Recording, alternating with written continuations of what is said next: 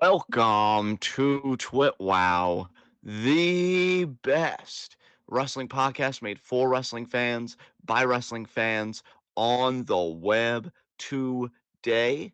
I'm John. That's my cohort and commentary Ashton, and this is the week in review. Of course, this is going to be an Elimination Chamber review, and then we're going to talk about NXT. But to open the show, let's not bury the fucking lead. John Cena has aligned with The Rock, John Cena, in his farewell tour, giving fans what they've wanted for years. And I don't think it's going to be too late based on that initial reaction and how they're doing this. John Cena has turned fucking heel. I normally like to dissect and think about things, but I think we need to process this. What are your immediate reactions, bro, to Cena going in with Rock in the build to Mania and not as a swerve for at Mania? Yeah, I'm very, very torn on this because Cena heel turn is something that everyone's wanted to see for, a decade or more at this point, I think. Maybe since like '07, maybe even before then, honestly. So going on 20 years, really. I think people have wanted to see a Cena heel turn because he was just such a, really, I think ever since the Marine, and he kind of adopted that whole Marine gimmick and saluting at the top and the whole hustle loyalty respect thing. I think that got really old really quickly, and also him beating everyone's faves got really old really quickly. So the fact that this is almost 20 years in the making, and now it happens as a way to prop up Cody Rhodes as a babyface is exactly why I'm torn about it, because it would be awesome if it was genuinely like an artistic creative decision, but it just feels to me like, well, people want Cody to turn heel, so let's give people more and more and more of a reason to cheer him. I can understand your like internal divisiveness about this because it was great execution, but for I won't say awful reasons, I don't want to be hyperbolic, but for questionable ones. Because again, like Cody, you could tell I think fans were starting to cool down on him. Yeah. And this is just to kind of reignite the flame, so to speak. But I mean, it was really well done to their credit. Like it was really fucking well done. Um, yeah, I just wish like it was a better baby face. Like if it was like a Daniel Bryan esque baby face, or even if like a Sami Zayn was in this spot or something, I think it would be a lot more. Because really, the one thing that I'm not looking forward to are the Cody promos leading up to this. I do think we could do some fun things with Cena turning heel. I know, guys, we weren't live, and I'm even kind of torn if we should have live ran into this or not, but I guess it gave us time to process our thoughts and have this discussion now. I said to Ashton, I would love a segment because they did this after Stone Cold turned heel at WrestleMania 17, where he did an interview in ring with JR and Stone Cold beat up JR. I want them to do that same thing, but with Cena and Cole. Because Cole was apoplectic at Cena. He was heartbroken, and he said, "You're really going to sell out for this shit?" And he said shit on commentary. So, After because, and that's the other thing too. We got some very colorful language in that segment because Cody told The Rock to go fuck himself. exactly, exactly. They're And trying to give Cody a little more edge. yeah, exactly. Because he's been such a choir boy up to this point. And then I loved when Cena hugged Cody and he locks eyes with Rock, and Rock does the throat Throat slit, and slit, Cena yeah. gives the nod and then the low blow. Like, yeah, and I will say this because again, my mind is still going a million miles a minute, so we'll probably go forward and then we'll go back and then forward again, then back. I want the theme music that Cena was teasing that he made, unless he wants to make a new theme like on top of that, because I don't Dude, know. I almost have to wonder if he's going to get a new theme from Travis Scott because Travis Scott was there and part of the fucking beatdown. That that was the weirdest part of it all to me. I don't know how you all felt about this because again, we didn't react, so we couldn't get your real time Dude, reactions either I because I asked wasn't why looking at Travis Scott was there in another server and they just said aura farming. the. I mean, I wasn't in the live wrestling discussion channel. I was weirded out by that, and then when he helped, like holding Cody in place, I'm like, damn, okay. This Yeah. dude be smoking a blunt on a Raw, and now he's helping Cena turn heel at Chamber. Like, This probably isn't what they were actually going for, but seeing John Cena and Dwayne Johnson and Travis Scott beat the fuck out of Cody Rhodes after Dwayne offered Cody, you know, a pathway into Hollywood, basically. Like, yeah, you're gonna have all these followers, you're gonna be able to get into Hollywood, you're gonna be able to make movies, you're gonna be able to, make sure that your family is set for life. Like, I'm gonna give you everything. And Cody turned it down. It almost felt like The Rock being like, this is what the entertainment industry will do to you if you don't shake enough hands and kiss enough asses, basically. Exactly. Yeah. Yeah. Yeah. And it's funny because for Cena, like, it's actually beautiful that Cena would take the offer in a way, right? Like, obviously he's a heel and that's not good. But I mean, like, the storytelling of it is beautiful because Cena has the movies. He has the cultural capital. He just wants that 17th world title, which shows that I can make the movies. I could be a part of a really successful DC show, but wrestling is always going to be my first love. And I want to be the absolute best at it. And being the absolute best at it to me is having more world titles than anybody. Like I love that. I love that. And I'm rooting for Cena, man. I was already rooting for whoever was gonna face Cody, except maybe Punk. Maybe I wouldn't have given a shit either way. We'll talk about him later when we get to the actual chamber review. But I am rooting for Cena hard now. Uh, him and Jey Uso. Jey Uso as the top babyface champion, Cena as the top heel champion. And then whoever Cena fucking drops it to, because I'd really rather it not be just Cody again, um, could be a really great rub for whoever Yeah, beats Cena for it. it's weird because I mean Javaris even said in here, Cena's got to win at WrestleMania because if Cody retains, he's gonna be pissed. And yeah, like it would make negative sense for Cody to retain at Mania. Like Cena sells his soul and Cody just fucking overcomes it anyway. That's so gross to me. Not that I would put it past them doing it. I think it would be really gross, but they do really gross shit all the time. But yeah, assuming Cena does win at Mania now, I'm almost worried that they're not going to give the rub, quote unquote, to any of like the young up and coming guys. Like you and I probably are thinking like, okay, he could like put over like an Oba or a Braun or like a Trick or someone like next generation, put the title on them, have them be the guy that overcame the monstrous heel John Cena world title reign that everyone was scared he was going to retire with the title and everything. I don't think they're gonna do that though. I think it's gonna be like Cody's gonna get back, or Punk's gonna win it from him, or Orton maybe even might win it from him. I don't think it's gonna be a young guy. I think it's gonna be an old head. Yeah, that would be really disheartening. Javaris just made an amazing point in the chat. He said, "What if Cena was always Dwayne's choice? Because remember when he came back at Bad Blood, he held up the three like Cena does." And I don't know. I mean, WWE But Dwayne is has always held up three like that. Like that's always been Dwayne's three. That's always been how he's done threes. Yeah, yeah, I don't know. I don't know. It is interesting to think about. I will say that much. Here's my question to you, since we're kind of like literally, even though we're not live reacting, we're still kind of processing and reacting. Does Cena turning heel? Do we watch Cody's match now for our own Mania reactions? Because I almost I feel think like we we have have to at to. this point. It's similar to last year where we know there's gonna be shenanigans and we have to watch it. Yeah. I just hope that we're reacting to it and we see Cena win because I'm kind of in the same boat as Javaris. You do not pull this trigger, which Cena, when he was a full time active guy, and even for a good bit when he was a part time guy, they never pulled this trigger. You do not pull this trigger to me unless he's getting 17 guaranteed. So I understand completely where Javaris is coming from because if Cody overcomes this, then Cena sold his soul for nothing. And then what's the rest of the retirement tour? Does it also become a redemption tour? Because I'm not interested in that.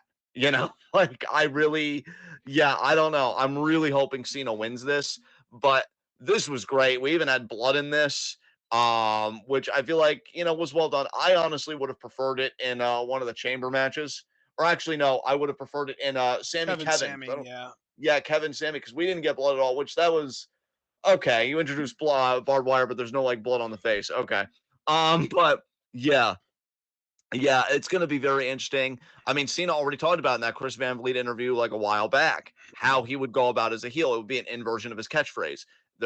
We go from respect to disrespect, hustle to take it easy. Now he can say, "I'll let The Rock take care of it." Loyalty. Clearly, I was disloyal. I kicked Cody in the nuts, and I want to hear that fucking theme song he cooked up. And like you said, it might be a Travis Scott thing now. That would be cool too. I love Fiend. I've listened to that multiple times since I knew that that was going to be the WrestleMania theme. So I don't have a problem with that either. But I just want to hear what Cena cooked up out of curiosity. Dude, I Ye can't wait for Evolve. I still have the event pulled up for Elimination Chamber, and they just showed like an ad for Evolve, and there are a lot of familiar faces on there. I saw Keanu Carver, I saw Brinley Reese, I see Kylie Ray. I'm pretty sure I saw Zeta Steele at one point. I am really stoked to watch this Evolve product, and it's going to be starting this coming Wednesday, March 5th. I am stoked to watch that. Honestly, it might even be something that you and I might have to start reacting to low key. Maybe. We'll have to see how it plays out. Definitely something like if it's not content, we'll try and like keep a pace of, just for this weekend review stuff and maybe to talk about on the side. I saw Kendall Gray Um, too. Beg pardon? I saw Kendall Gray too. Oh, nice, nice. But yeah, yeah, John Cena has turned fucking heel, and I'm just really curious what his road to WrestleMania looks like now. I mean, damn. I like Javaris messaged me in Discord. He was finally able to say, "Fuck them kids. Yeah, I want that 17th world title." yeah, Damn. yeah. Well, anything else you want to say about Cena, or do we just get into the formal review? I'm very. It's funny because before we got all of this stuff with Cena being in the chamber and winning the chamber and turning and all of this stuff, I had this nice, neat, clean path laid out for Cena. For who his opponents would be this year, and I feel like all of that got turned on its head now because of the fact that he turned heel and is probably going to be the WWE champion 7 weeks from now. Like as of next month, he's probably going to win the title. Yeah. Yeah. I mean, and again, I just what takes the wind out of my sails a bit is you probably being right that the title will just go on another old head, whether Cody again or maybe Punk or just something. When I feel like you can really have somebody be like, I looked up to you, Yeah. and now I've got to be the hero that you just stopped trying to be. Dude, oh no, what's our Truth gonna do? Truth is heartbroken right now. He's crying in Truth the is park even right now. on SmackDown. He's on the same fucking brand that Cena's gonna be on now going forward because of Cody. Cena should beat the crap out of him too for heat. He Like, 100% he should, but it's gonna be devastating to watch. yeah. DBK, Oh, so now with that turn, Cena is now superior John. I mean, hell, I concede. I concede. I mean, no, I Cena, don't. I don't. No, yeah, absolutely not. Fuck that. Cena looks amazing with that championship. Now that they got rid of the spinner and he's gotten to hold like this new title, Yeah. he looked great with it. And Dude, he should threaten to make it a spinner again. That would be he'll get on the yes, ass. that'll get Cody even more babyface sympathy. Yeah. No, Cody, we can't go back to it looking like a prize in a cereal box. Uh, I feel like I'll get redundant if I keep talking about this, so I think I'm good for now. Okay, that's fair. Yeah, Let's continue to talk about the rest of Chamber, which was really a fantastic show. I think it's going to be difficult to unseat as PLE of the year right now. I know that we had another candidate. I think it was like a Stardom show that we really liked as PLE of the year so far. I had as Stardom New Year Dream, but I think this show definitely unseated that. And I don't know how easy it's going to be for another show to unseat this because this show was outstanding. this show, I'll tell you, my hype was an 8.5, which I consider pretty high by my standards because I feel like I can be pretty cynical and pretty strict. I would say this show absolutely surpassed my standards. I mean, when you get a fucking Cena heel turn, and which, by the way, just given that they pulled the trigger, he might just have heel turn of the year on lock because it's less how it was done, even though I thought that was good, and more who fucking did it. So, like, I'm just gonna add that right here live on the show. Fucking John Cena actually turns heel at Elimination Chamber. Um, but we need to talk about to open what I still thought, even with the Cena heel turn, because that was more of a segment and less of a match. What was by far to me match of the night? This women's elimination chamber, bro. This shit fucking cooked. Let's not bury the lead again, and let's talk about how it opens. We feel like Naomi and Liv are gonna start, but then Jade Cargill's music hits. She walks to the ring with a purpose.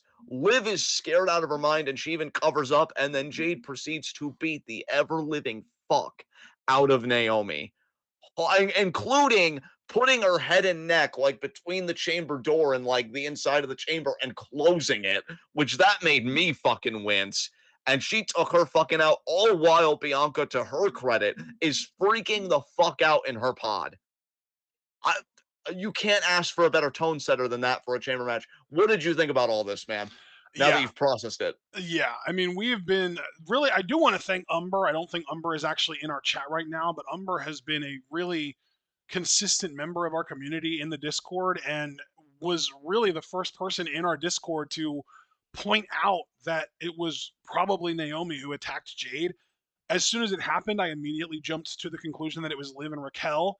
But once Umber pointed out some of the little things leading up to the attack, really pointing towards Naomi having done it, I was like, holy shit, yeah, I'm jumping on that train immediately. And I have stood strong there with Umbra, and you've been there with us as well since then. Yeah.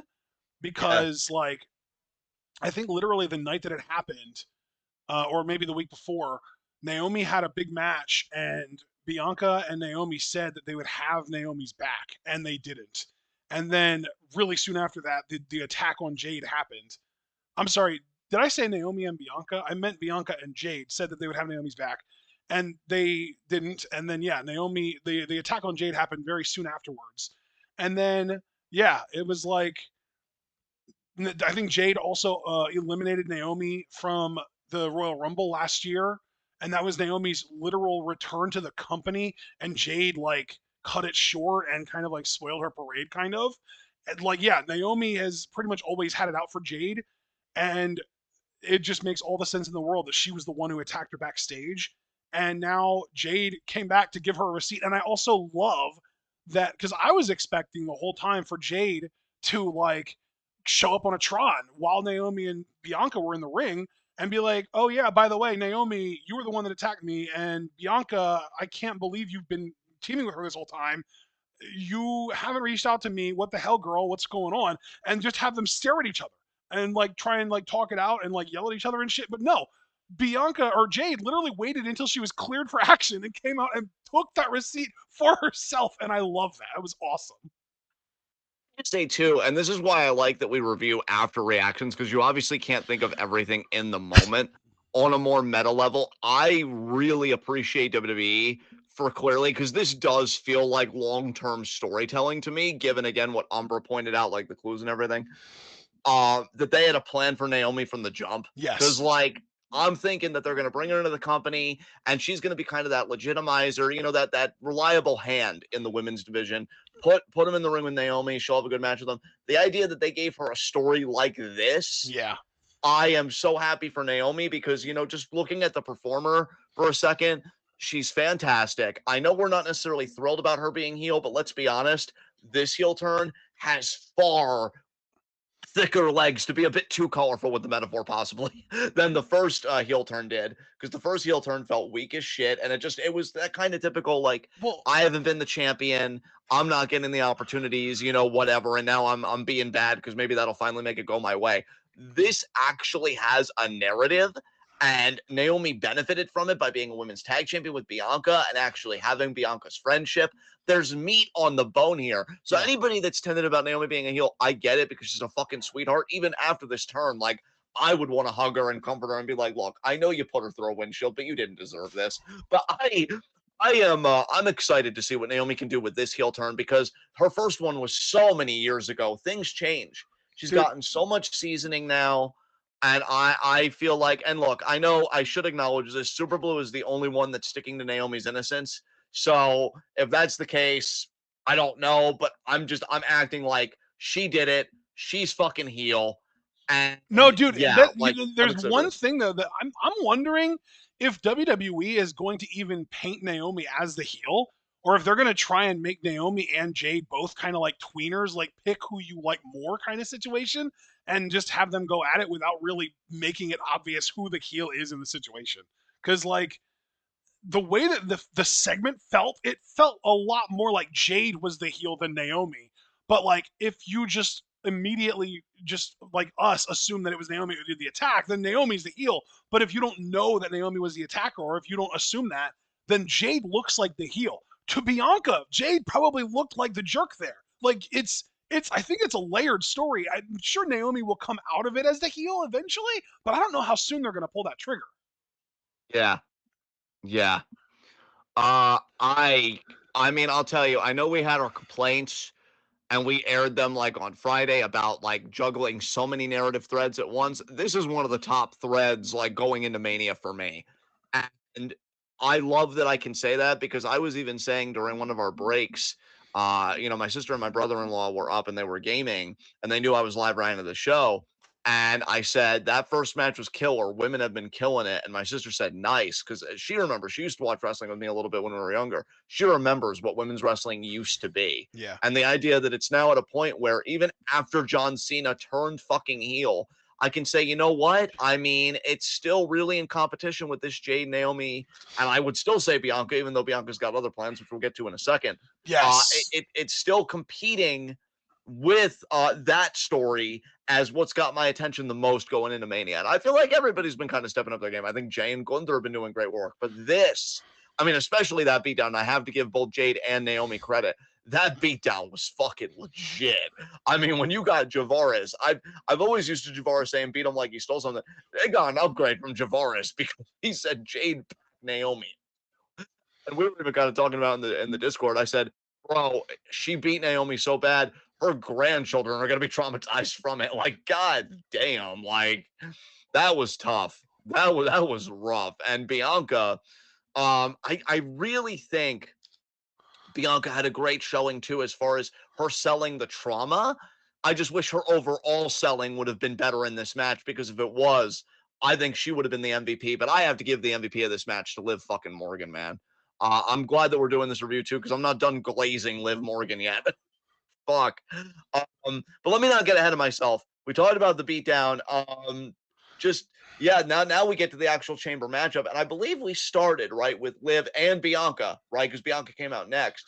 So from there, what did you just think about this chamber match, man? I mean, dude, it's a match of the year candidate for me. It's one of Yeah, I don't even know if I have any other WWE matches as a match of the year candidate for myself so far. I don't. I literally have two match of the year candidates so far. One is Mizuki versus Miyu Watanabe from Tokyo Joshi Pro January 4th. And now the women's chamber is the second addition to that list. So that's how like particular and like how high my bar is for match of the year candidates is I literally only have two so far through 60 days of the year and the women's chamber made the list. That's how good it was. That I mean, what more do I need to say to praise it? dude. I mean, it's funny because while we're comparing lists, I only have three match of the year contenders, so I've also been a bit particular, like you. And the crazy thing is, they're all women's matches. And what's great for Liv Morgan fans, two of them have Liv Morgan in them because I have the chamber match, and Nice. I do have her and Raquel versus Bianca and Naomi on the February 24th edition of Raw, this past Raw that Oh, we this had. past yeah. Wait, is Yeah, that this past row? I believe Oh so. yeah, yeah, Yeah. it is. Wow, damn. So, because I love the false finishes, I love the energy. Liv has been wrestling her fucking ass off. I Yeah. love her fucking heel work. I mean, and look, I was a late adopter too, right? Because at the beginning I was like, I really like Liv as a baby face, and I want to root for her. And she was right when she said compared to Ronda and Charlotte, people want her to be champion. I want her to be champion, but not like this. But man, it's grown on me. I'm fully bought in. She did amazing here. Her selling was fantastic, bro. The way she sold, I don't even know how much acting she had to do. The fucking braid gunshot whip spot where she falls off the fucking pod and is just clutching her fucking ribs because she probably I feels like mean, she's dying. speaking of Bianca's braid, the fact that she was had the wherewithal to grab Bianca's braid to assist her on the pin to eliminate Alexa Bliss, that was genius. Yeah. Yeah, the only non-Liv Morgan match I have, because that is another way that I could say my list, again, given that Liv's on to two of the three matches, is Chi Chi versus Aya Sakura for the Sendai Girls World Junior Oh, Championship. bro, I wish Kirby was in here. That would pop the shit out of him. He loves those matches. That was a great fucking match. Kirby, my dude, mega poppers united. Yeah, dude, I'm so glad you brought up the wherewithal in the pin because I love when my heels are fucking crafty, man. I love Yep. when heels are fucking cunning and they're like, you all work out in the gym. I work out the muscle between my ears. And God, like, honestly, I'm thrilled Bianca won this, just skipping way ahead. But after the performance Liv put in, if she would have won this, I wouldn't have complained. I would have been like, you know what, beat Rhea again. Really, who gives a shit? Fuck. Um, But no, I mean, because then, okay, so you have Bianca come out first. They do a lot of stuff. Then Roxanne came out next, right? It was Roxanne next. I feel Bro, like I don't Roxanne did a remember great the showing here. order of this shit. I didn't think we were gonna recap the match spot by spot or anything. Just thinking about like the highlights here. That's why I'm trying to think about who came out when. I feel like Roxanne looked really good in this. Bailey did her job. She made everybody look good. She's at that point in her career where she doesn't really need these wins anymore. She's just kind of giving the next generation the whole thing. I I know at think, least one or two people that would really like for her to get some of these wins, though. yeah, absolutely. And I understand that. But, for me, I think Bailey's even happier to do this because she wants a legacy. She just doesn't want moments. She wants to know that she furthered the business. And I could definitely say that she's done that. Alexa didn't overstay her welcome, which was majorly important. And the final few minutes between Liv and Bianca, again, I really could have used Bianca selling more, but the back and forth and who was going to hit their finisher first was great stuff. And yeah, Bianca does get the KOD and she wins. The stare down with her and Rio was fantastic. And then Io coming out and kind of interrupting that was great. For all we know, it could be a triple threat at Mania. It could be a triple threat. We could get something screwy Monday night, Dude, between. holy shit, yeah. Not Liv, Io is still challenging Rhea literally like 48 hours or 46 hours or however long it turns out from Yeah. now. And like, we don't know what the result of that match is going to be. We're assuming that Rhea's going to retain, but WWE has been throwing some wrenches our way this year. Definitely, definitely. This was an amazing chamber match. It's funny because I know I normally save this for extracurricular, but because it is relevant, I watched two chamber matches in the lead up to this. I think I watched the 2008 Raw chamber match and the 2009, I think, also Raw chamber match. So I watched two Raw chamber matches in the lead up to this. Um, and DBK also pointing out that a black person won a match in a PLE, and thankfully it was Bianca. So Hunter trying, I guess, maybe to beat the allegations because Bianca is going to Mania now. It'd be nice if she won the title and the Street Profits won the tag titles, and then they would just be a kind of a golden trio coming out of Mania. But we'll see. But yeah, that was a really fun fucking match. And then we get to the unsanctioned match, and now I got all of my unhingedness out and live reactions. It's going to be my mindset going forward. When it's preview and predictions and review, I'm just going to be chill, maybe let a little bit slip out here and there. But when it's live reactions, I'm fully mask off. Hats off to both guys. This was a fun fucking match. I thoroughly enjoyed this. The bumps they took, I'm glad they don't do matches like this often anymore. I'm glad they're getting that WWE money so they don't have to do matches like this often anymore. Some of these made me fucking wince. Dude, Particularly the that half. first power bomb that Sammy did, I think, to Kevin through the table that still had all the shit on it out in the crowd was really bad looking. It looked like Kevin hit his head on the ground to me. Yeah. Yeah, that was rough. The half and half into the chair that Sammy Oh did to my Kevin. god. Dude, the fucking pump handle brainbuster Kevin did to Sammy on the chair. Holy shit. There was a lot of rough here. And then Sami Zayn, he has that resilient spirit, that underdog spirit. But I will credit Sammy for this. He was selling the neck throughout. Like when he Dude, said my neck isn't so 100%, much. because sometimes you get these guys that are like, I know I'm not 100%, but then they almost wrestle like they're 100%. And it's like, what's the difference? Sammy did not do that here, to his credit. When Sammy tells you I am not 100%, he followed through on that. And that's why now that I'm back to normal, emotionally level, like professional John, quote unquote, this is why Sammy's one of the best baby faces in the business. I mean, this is why you want to root for this dude. You want to see him get to that main event level.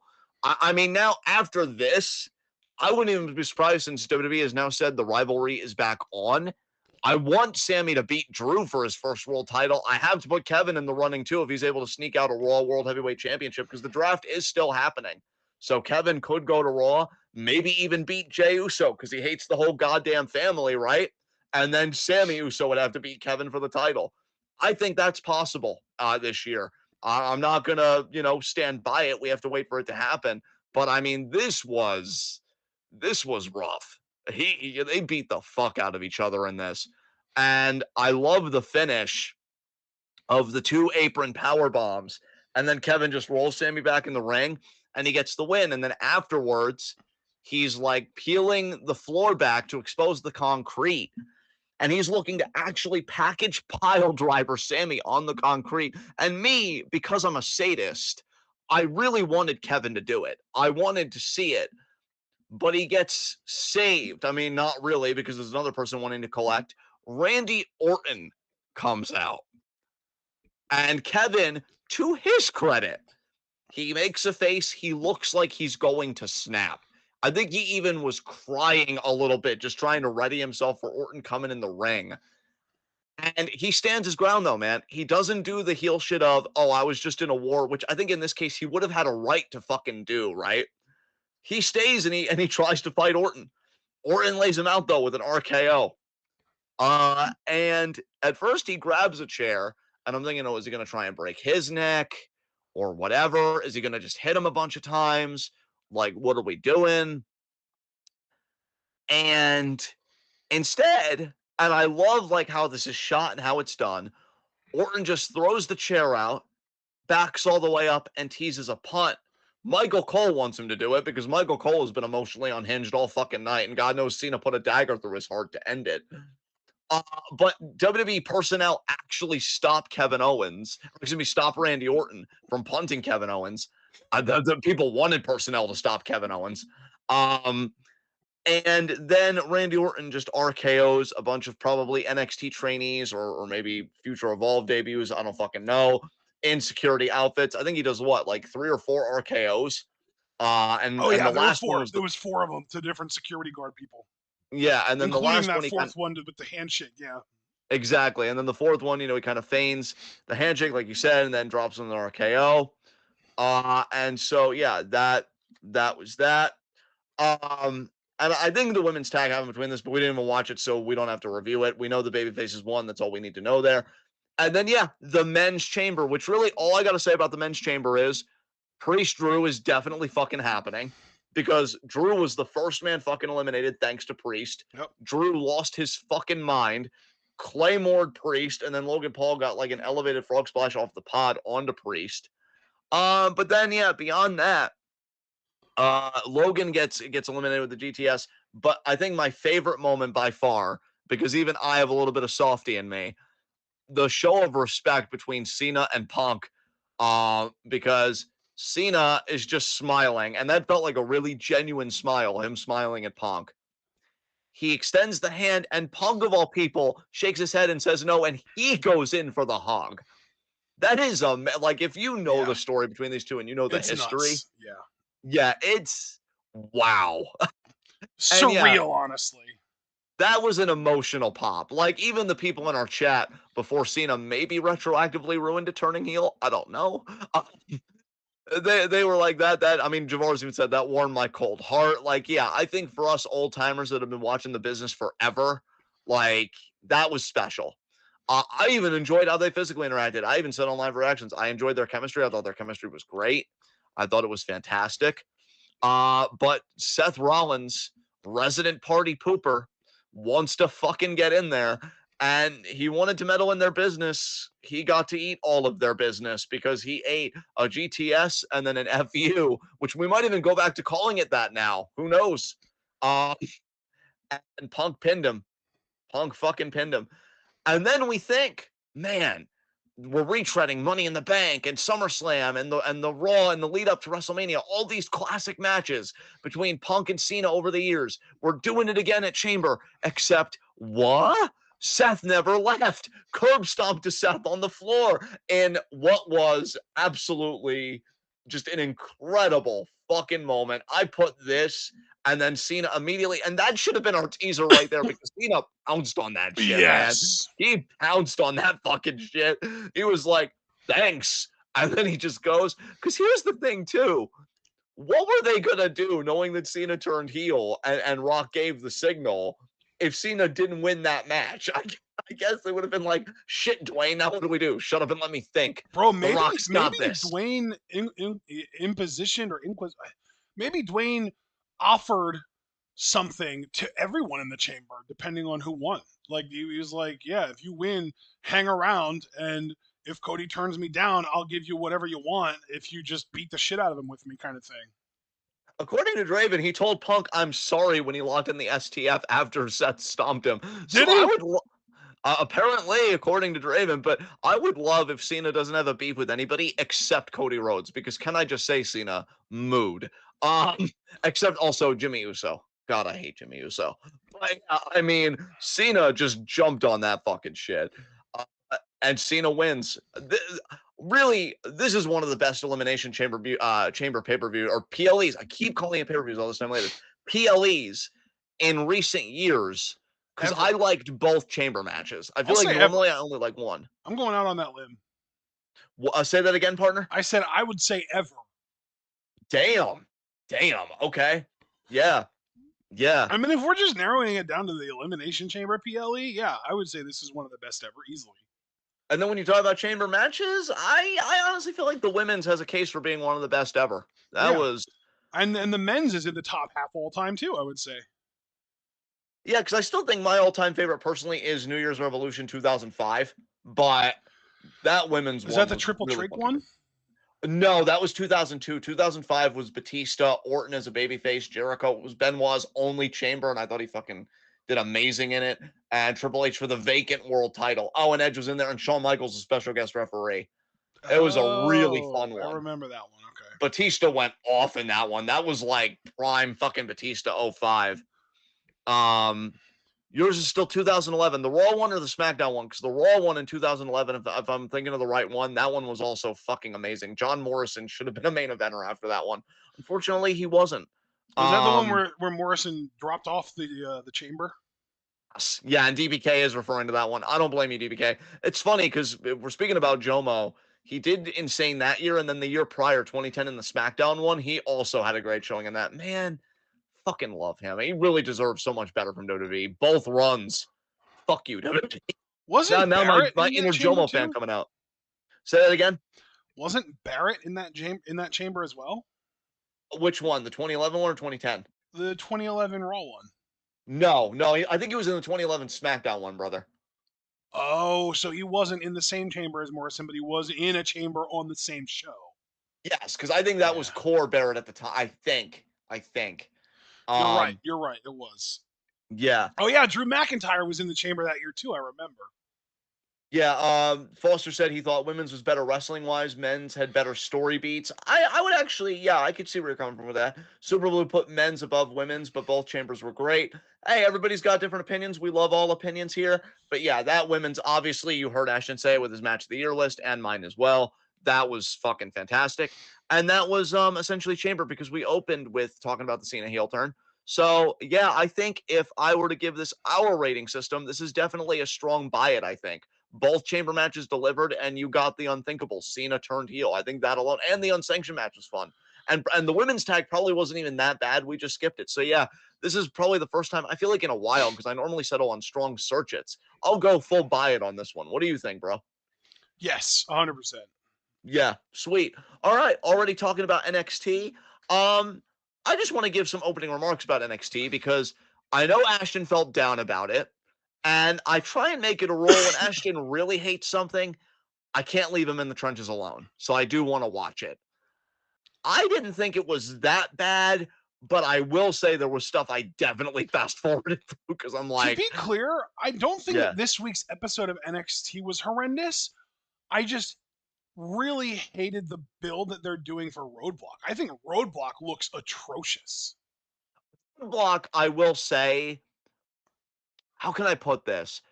It feels like more of an NXT live event than a PLE that's going to move anything forward. Do you know what it reminds me of? What's that? Worlds Collide.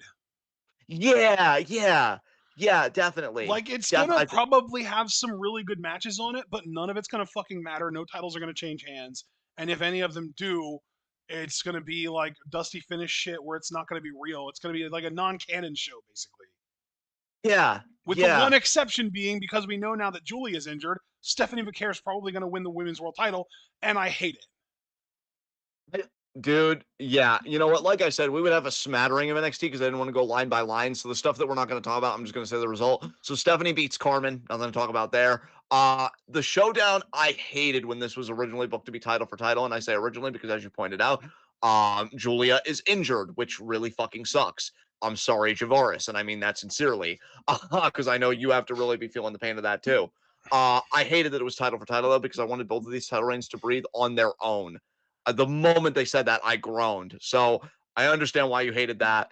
Love Ariana Grace, but I fast forwarded whenever the focus was on Santino. Moose beat Lexus King. Don't need to talk about that Dude, shitter. And that match honestly, went way too fucking long too. I hated it. I hated that it went that long too, man. And honestly, given what we know about Moose as a person, fuck Moose too. Though he is, in my mind, a better worker than Lexus. The dropkick did pop me, admittedly. I will give him the credit as a wrestler because we're talking wrestling. Yeah, Moose's dropkick is a thing of beauty for sure. We kind of mentioned Jordan and Roxanne's segment in live reactions because we had mentioned the whole everybody has a plan to get punched in the face. Jordan kind of led up to that, and she sent Perez kind of to the back. I don't know if Roxanne's going to want to wrestle Jordan again on NXT. Bro, I just feel like Roxanne should just be done with NXT at this point with what she's been doing on main roster yeah, TV. she should be. But that was Also, I looked it up. Moose took 9.5 minutes to beat Lexus King. Jesus Christ. yeah. Yeah. And you know what the funny thing is? Like, I'll even agree with Foster. Like, I don't think the match was bad. I just feel like if you wanted to make Moose look like really competitive with Oba, because I haven't liked how vulnerable they've made Oba look a little bit lately, I would have just had it be not necessarily a squash, but more or less a squash. I will say, man, one interesting beat that I don't want to stay too long on, but I do just want to address because I know I'm kind of going rapid fire. Trick kind of giving Javon Evans some tood, man. Hated that too. Yeah. I really did not like that. That legitimately put me in a bad mood. Like, that ruined my mood for the night. Because like Javon Evans didn't fucking do anything to you. You should be mad at Eddie Thorpe. Yeah, Like, yeah, exactly. Like, Javon did nothing wrong. He's trying to be supportive. He's trying to help you. He's trying to relate to you. He's trying to give you, like, a friend to talk to, and you're being an asshole to him for no fucking reason. You can be angry, but, like, learn where to direct your fucking anger. yeah, yes, yeah, dude, I completely agree with you because I'm like, what are you doing with the Trick character? You know, Yeah, Listen, and, like, meanwhile, they've got Eddie out here spouting facts about Native American displacement. bro, you want to know what's fucking crazy? I originally skipped that, and then I remembered what you said about it, and then I'm like, shit, I have to watch this. But that's what Eddie Thorpe does to me. Like, I see his face, and I think, oh, that's an automatic skip. If it wasn't for you telling me what he said, you would have to be filling in the gaps for me. But yeah, I did watch this, and he was talking about how he's had to scratch and fight for everything, just like his people always have, because they were kicked out, and they've been treated like outsiders. And I beat Trick Williams, the Golden Boy, and NXT still won't make me their champion. So like I do have to say this, and I hope that I'm not like alienating our audience too much, but then again, I get that everybody has different opinions. Sometimes I hate how NXT writes Trick Williams because I hated how they had him jump through hoops when he lost the title the first time. Because I'm like, that's fucking ridiculous. Trick didn't even get pinned, and Ethan literally fell into the title. Yeah. And now I'm hating how they're kind of writing him with this, and more so this time because you're doing it for Eddie fucking Thorpe. And yeah, like, I don't know, maybe I'm alone on this, but it really does concern me for Trick's future because if NXT is writing you like this when Sean's supposed to be the good one, what the fuck is the main roster treatment going to be like when we know Triple H ain't beating the allegations? Oh, I yeah, don't know. speaking of Triple H not beating the allegations, ending more black friendships tonight with the Jade Bianca Naomi stuff. Yeah, yeah, that's true. That's very true. And they traumatized Bianca in character, so that's Yeah, great. yeah. Oh, but Yeah, Bianca did win the chamber though, so that's something, right? yeah, yeah. And she's gonna cook at Mania too. Um, Uh, Jada Parker, I will say this, bro. You might have to, because I promised you I watched the show, but I don't know if it was the RIP version that I watched it on or what. Jada Parker's interview was bugging hard for me. I could not watch this, so I just skipped it because it I was didn't like, even know that Jada had an interview. To be fair, so yeah, I think she was just warning Kalani because they apparently like had a fight on a flight or something, and they showed that video, and then we see oh, that was Jada. I did see that. Okay, yeah. Yeah, and then Oh Jada yeah, had an interview after though, like Kalani backstage. crash out Kalani over here. Yeah. Yeah, Kalani Jordan is the best comedy character in wrestling, and I don't think she's even supposed to be a comedy character.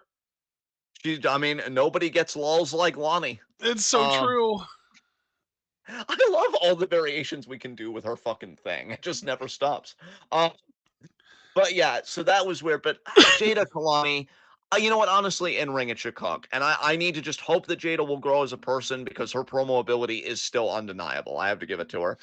Uh, no quarter catch crew versus the Hardys. I'm going to be honest. I love no quarter catch crews. And I should be specific. This is Miles Bourne and Tavion Heights. I wanted to skip this just because I really don't care about the Hardys, but I am going to be me for just 2 seconds and just say, even at 2 times speed, Jeff is old as fuck because it still looked like a dissertation in the wind. And I watched this again on 2 times speed, the whole show on 2 times speed, and it still looked, at least for Jeff, normal speed. Thank Christ. Let me ask you, what percentage of this match would you say that no quarter catch crew were actually in control?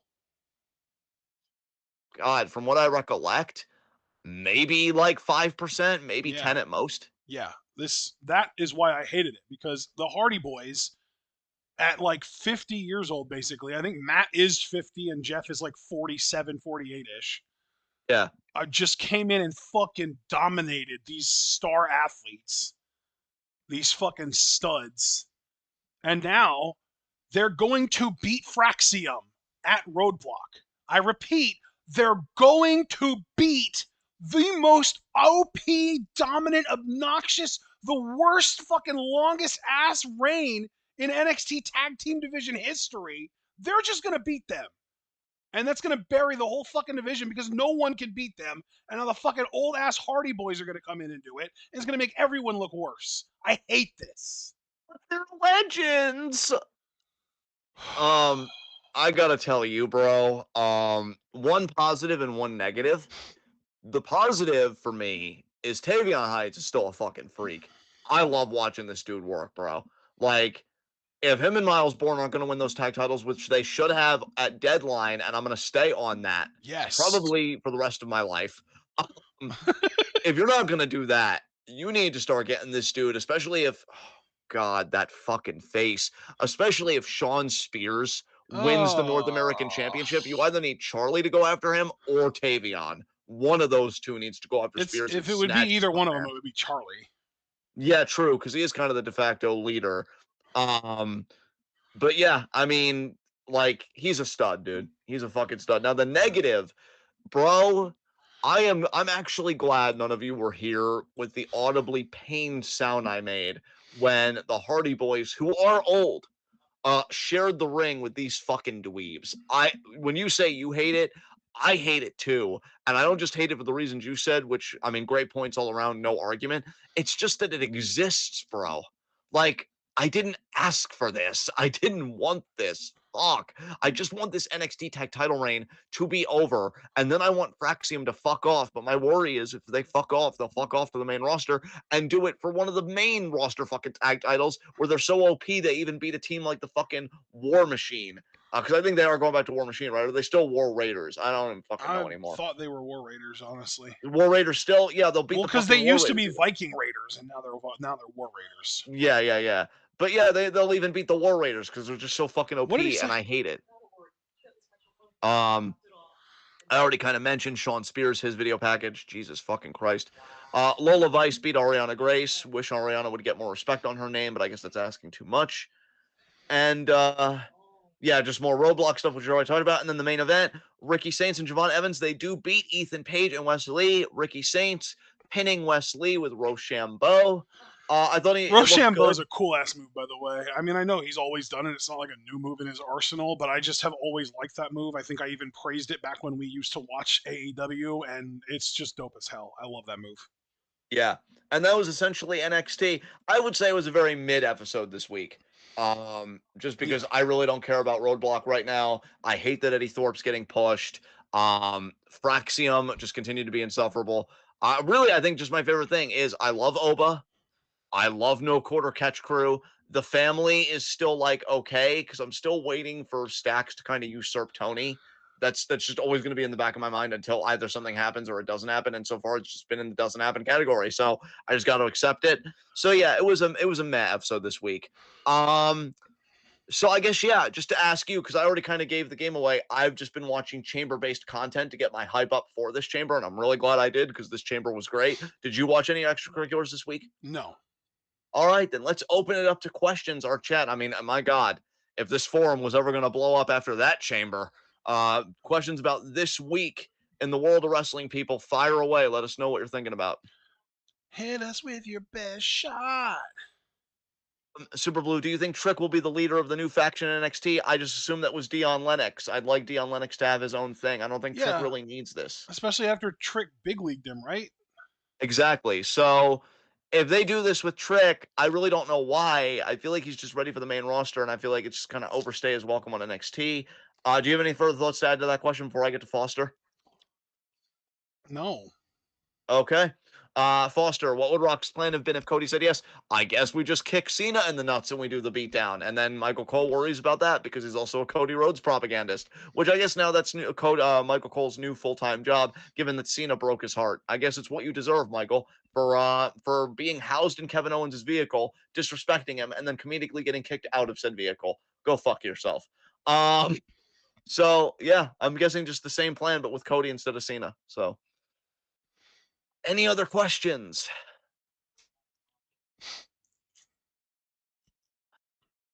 Javaris, so when Cena wins at WrestleMania, should Truth be his first challenger? I wouldn't be opposed to that. I want to have fun with this Cena heel run, man. Whoever they want to put in front of him, if he's a dick about it, I'm here for it. So let's just fucking do it. Yeah, sure. Why not? But I guess on a more serious note, do you have an idea who you'd like Cena's first challenger to be if he wins the title, bro? Or are you just wanting to get through Mania first? Thinking about the Mania card, Priest. Nice. Like that. All right. Super Blue. Do you think Trick will stay in NXT another year like Braun did before getting called up? I mean, he didn't even get a Rumble showing. He might. Honestly, he might. I don't know. I'm not going to say a definitive no on that. I'm leaning no, but I could see why you'd ask that, Super Blue. So I'll just give an honest maybe.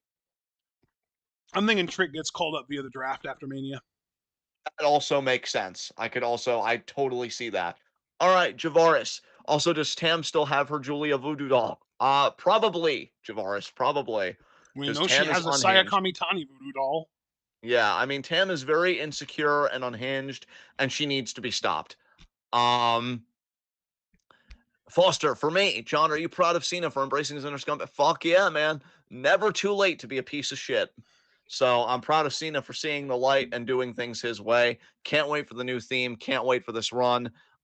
Cena may be the one to get me to love douchebags again. I believe in you, Cena. I believe in you. Um, Javaris, dude, Cena versus Allen at SummerSlam because AJ and Cena are 1-1, aren't they? Didn't they have a rubber match at Rumble one year and Cena did win that though?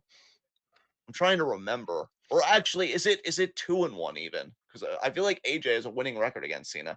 I bet Cage Match would know or some shit. But I'm pulling up I'd Cage be, Match right now, actually. I would dig Cena versus AJ at SummerSlam, Javaris. I got no fucking qualms with that whatsoever.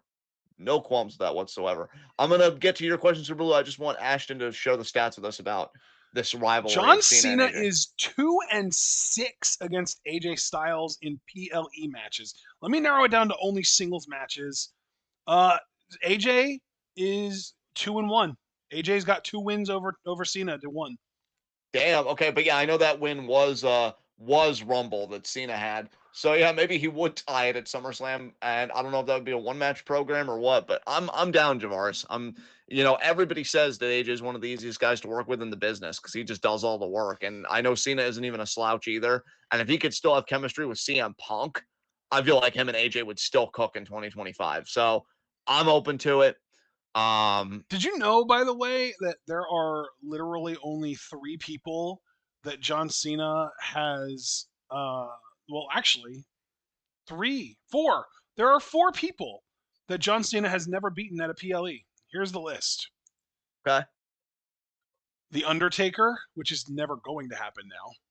Yeah. By the way, I should specify this is in singles matches. Yes. Yes. Yes. The Undertaker, Sheamus, Interesting. Roman Reigns, Yeah. and CM Punk. I knew Punk was on the list. I was waiting for you to say Punk. Yeah. Yeah, he's If got Punk at 2 least could be crossed. losses. He's got 2 losses against each of those 4 guys and 1 draw against Punk.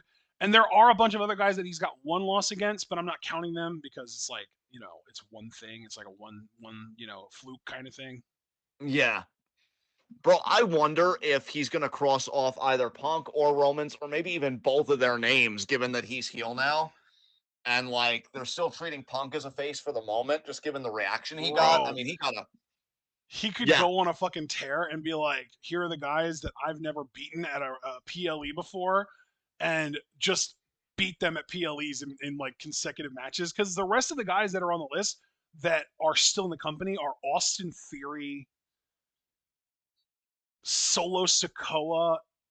Actually, that's it. Just Austin Theory, Solo Sikoa. So those could be the guys. It could be Theory, Sikoa, Sheamus, Reigns, and Punk could be his 5 opponents that he faces in PLE matches before losing the title. I mean, you have to imagine Cena and Roman are going to collide at some point because of the Rock connection. Like, But you'd expect them to team up though if they're connected to The Rock. I mean, but Roman may disapprove of The Rock being aligned with Cena, and he may be like, he's not family. He doesn't share in our blood. What are you doing? He's an outsider.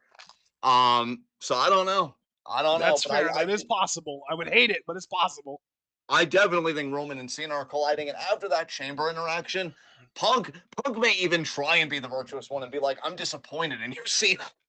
Oh no. I don't know. It's gonna be very interesting. I think he's not done with either of those guys. So yeah, we'll see. But Super Blue following up, given that Orton is a face and didn't get to drop KO, does it make Jade a heel since she did drop her target in revenge? I don't think that's the case at all. I don't think that makes any sense. I think Jade, given that she got put through a fucking windshield, like Orton at least got to RKO Kevin. He didn't finish the job, but he did get his hands on Kevin. I don't think Jade's done either. I don't think Jade's done. I think this was just the beginning for her because in her mind, Naomi tried to end her career. Jade just wanted to take her out of this match as a start, as an appetizer. No, I don't think Jade's a heel at all because I don't think Naomi's innocent. That's why you're framing the question this way because I know you're the one person right now that thinks Naomi's innocent. I don't subscribe to that. I don't think Ash subscribes to it either. And so, yeah, Jade is still a babyface to me. Super Blue with a follow-up question. Do you think the winner of Seth Roman Punk at Mania will be a #1 contenders match? See, I've actually thought about this too, Super Blue. I think this would sweeten the pot a little bit for that triple threat. And I'm going to tentatively say it'll be a de facto #1 contenders match. Like, it won't be one officially, right? But I think somebody will win, and then they'll be like, I want John Cena, or I want Jey Uso, or whatever. So yeah, I could definitely see it. Definitely see it. I just saw a post from someone on X saying John Cena tomorrow on Raw, and they posted a fucking picture of a Yay tweet. Well, the one where he said, "I turned down 3 photos this week with Make-A-Wish kids in wheelchairs." God damn it, Pop. Oh, that just makes me think for his WrestleMania entrance, I want him to come out with the Make-A-Wish kids again and then send him to the back and then have Travis Scott come out and sing him to the ring or some shit. Fuck.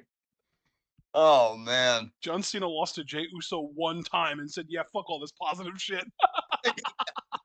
Jey Uso could be one of the top baby faces now. I'm done with that. Yeah. Any other questions, guys? Wait, Super Blue with another question. Actually, that was sandwiched between the 2 questions because I kind of glossed over this one. Why is WWE making Julia work hurt to drop the title? Maybe the injury news of it came later. I don't know if they're intentionally making her work hurt. I don't know. No, I mean, honestly, when Super Bowl posted that question, I was like, damn, that's a good fucking point. Like, if Julia really is hurt, like all these fucking dirt sheets are posting about, talking about how, like, they're doing this match prematurely because Julia is injured and she needs to take time off to heal up or whatever, and they're gonna put the title on Stephanie. I'm like, okay, well, like, why have her wrestle again then? I don't get that. Cody ruined the culture, man. I'm telling you. Yeah, dude, you're so right. Yeah. Yeah, fuck you, Cody Rhodes. Really, fuck Yet everything again. about her. Yeah. Wait, what did you say there? No, I was gonna say fuck everything about our current society right now in our work culture, but yeah, fuck Cody Rhodes for bringing that work culture into WWE when it could have gotten better. But yeah, let's see. Foster said John heard one too many bald spot jokes. I apologize for nothing, Foster. If I'm one of the reasons Cena turned heel, I wear that like a badge of honor. Any other questions, guys?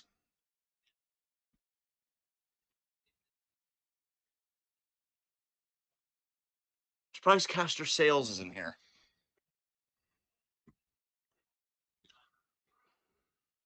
Man.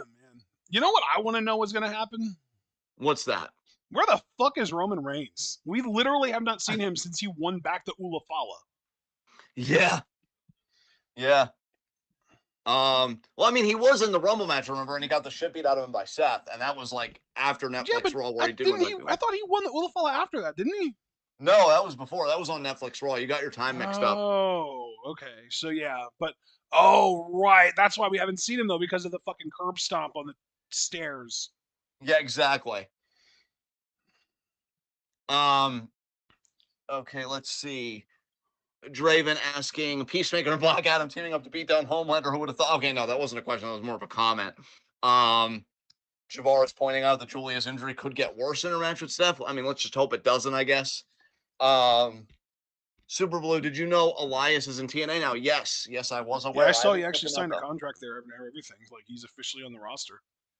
Yeah, I think I've been aware a little bit, but I just haven't like tuned in to see him or anything like that. I do wish him well though. I think Isn't he's a he solid even guy. like teaming up with Joe Hendry and everything, like all the way? I believe, like, yeah, I feel like they did like a concert segment or something. But again, I didn't watch it. I just like sometimes TNA videos get advertised to me, and I'm just like, nope, no thanks. I don't really want to watch the company that's platforming Tessa Blanchard. It's kind of put a sour taste in my mouth. Same, yes. Fuck you, Fair. Tessa Blanchard. Uh, Mwahaha. Fuck racists, fuck fascists, fuck everybody that's got all the struggle right now in this country. It just makes me fucking sick. Yes. Super Blue, did you acknowledge Roman Reigns today? We literally just talked about him, so I'm gonna count that as acknowledgement. So yes. Foster, is Cody actually the heel for dropping F-bomb for children to imitate? They were gonna imitate it regardless. I'm not gonna put that on Cody. That's And why I Cena hate turned in the Cody. first place. That's why Cena attacked Cody. It wasn't really a heel turn. He was attacking Cody for dropping an F-bomb on PLE air when there are children in the audience. Yeah, don't you know children make up our core profit base? You fool. God damn. Yeah, that would be hilarious. Because really, here's the thing, too. Like, now that he's heel, here's the big question to me to circle back to it, since questions are like kind of cooling down and becoming more jokey. How do you end your final year in the company if you're a heel? Like, do you go out just I mean, being I would booed? expect him to not stay a heel, right? There's going to be a point probably late in the summer where he goes face again. Yeah, that's what I'm thinking. But like, we're in a new age now where I think WWE likes to fancy itself as like not highbrow entertainment low key, but like they want to put more effort in the writing, like in their own minds. Right. So like, how do you put those pieces in place? And is it going to culminate in Cena Rock? It would be 3, right? It would be their 3rd matchup. So yeah, would it culminate in Cena Thrice Rock? in a lifetime. Thrice in a lifetime. Yeah. Like I don't know. I don't. Yeah, I guess that's another question: is how long do we even expect this heel turn to last? How will we go back to being babyface? Because it's going to be interesting. It's gonna be very very interesting. Yeah, of course not, Javaris, because if they were to address it, that would mean being accountable, and no wrestling company wants to fucking do that. Because apparently accountability threatens the bottom line or some fucking shit. It seems like nobody's got any more questions, so I'm just gonna wrap this up. We can get into high spots and low shots. Man, you know what? There are so many great picks to choose from, and I think for both, I'm gonna focus exclusively on Chamber because NXT was kind of weak sauce this week. I'm gonna say my low shot is Drew McIntyre. Bro, yes. Damian Priest called your ass fucking out, and he stood on it, and he stood on business and eliminated you first. And sure, you could say, oh, but then I helped eliminate Priest. But bro, like you were already done. Like it looks more like a temper tantrum than anything else. Drew is absolutely my low shot. Who's your low shot? CM Punk. Yeah. He talked so much shit about how he doesn't care who's in his way and how he's going to main event WrestleMania and nothing's going to stop him from achieving that. I guess you didn't foresee Sethington, did you?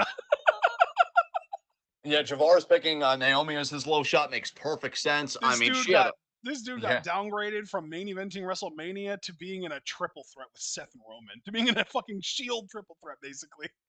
all while he gets older and time marches forward. Enjoy main eventing with osteoarthritis, you fuck. How does it Um, feel to be the dean in the triple threat of the Shield? yes, yes. Um, high spot. High spot. You know what? Do I want to go with the low-hanging fruit? Kind of. Yeah, I'm struggling with this. You know what? No. No, I'm not gonna go with the low-hanging fruit. I'm gonna go with the grapes in this situation because they're my favorite fruit. Kevin Owens is my high spot. Yes, Randy Orton returned and he got an RKO. But Kevin Owens' career lives to see another day because WWE personnel finally did the right thing and sided with Kevin Owens in a conflict, and he beat the ever-loving fucking shit out of Sami Zayn tonight. And I have never been more of a rock in my life, if you catch my drift. So yes, Kevin Owens Ooh, is my high spot. Who is your high I'm spot? catching your drift like we're in Tokyo, pal. Yes. Who's your high spot? Bianca Belair. Nice. She might have gotten traumatized, but boy, oh boy, did she shed some fucking dead weight by those tag titles and then go on to win that chamber. And now she's maybe not main eventing, but she's going to be challenging for the the world championship at WrestleMania. Good for you, Bianca. Yeah. Bianca's like, hey Naomi, I know you're traumatized and all. Have fun with that. I'm gonna win my next world title. Yeah, she's God like, damn. y'all can figure this shit out on your own. I'm washing my hands of it and I'm handling my business. Yeah, and will she face Rhea, Io, or both at Ooh, ooh, WrestleMania? ooh, ooh. WrestleMania, I'll tell you, with actually going in on Cena being heel, Yeah. women continuing to be fucking fire in the business. Mania, I don't know, it's kind of turning a corner with me, low key. It is starting to shape up a little bit better than I expected it to. I'm still like, what the fuck's going on with all these singles matches that they seem to be building up towards? But a lot of that's going to get cleared up very quickly, I think. And we've got literally 7 fucking weeks to build to Yeah, Mania. That's crazy. absolutely. Normally, Absolutely. normally at this point it would be 5. Normally at this point we would have 5 weeks to build Mania, but it's happening 2 weeks later this year. Yeah. Man, dude, holy fuck. Yep. This was a great PLE. WWE should be very proud of themselves. You better really capitalize on the television you've got all these weeks. I am telling you, this better be some of the best Oh, Raw and SmackDown that we've watched. the wheels are about to spin so fucking hard, bro. You watch. Dude, I fucking hope. And honestly, Wait, NXT, that was not a good thing. I'm saying like when we say they're spinning their wheels, it's like they're doing a whole lot without really doing anything at all. That's what's gonna happen, I think. yeah, dude, man, I don't know. I don't know. And NXT, oddly enough, I'm lowering my standards for you because Roadblock be looking like ass. So I'm not expecting much from the TV, but we'll see. And yeah, that's it. That's weekend review. Anything else you want to say, partner? No, sir. All right, let's go home. Guys, thank you very much for joining us. Be sure to leave a like as you file out, subscribe to the bell icon for notifications so you miss any of that to all goodness. Check out everything we're involved in the description box. Follow us on Blue Sky and Twitch because we are the best wrestling podcast in all the IWC. And we will see you guys Tuesday at 6 for Monty Gold reactions. It's going to be very interesting. Should be a fun time. And then, given that we're probably going to have to wait a bit for Stardom, maybe we will do Stardom Thursday. I know we're waiting for Path of Thunder to go up because I feel like they treated that like a pay-per-view. Let me go on Stardom World actually now and give you guys a real-time update. No, they still don't have it up. God damn it, That Stardom. I hate this. confirms it's a pay per view though. It does. It does. God Which damn it. means, do you know what the date was that it happened on? The 24th. 2/24. So that means that it will go up on the 10th at the latest. So we probably won't have Stardom this week either. No, no, but we should definitely have it the following week, and then we can just do like our Tuesday Thursday split that we've been doing for those situations. That's fine by me. So Tuesday at 6, Monty Gold, no Stardom this week, guys, because you know we like to do shows chronologically. We need to wait for Path of Thunder to go up. Um, and so yeah, we'll see what happens. But until then, enjoy the rest of your weekend, y'all. Be good to yourselves and each other. Again, as I say, more than ever. Tune in and peace out.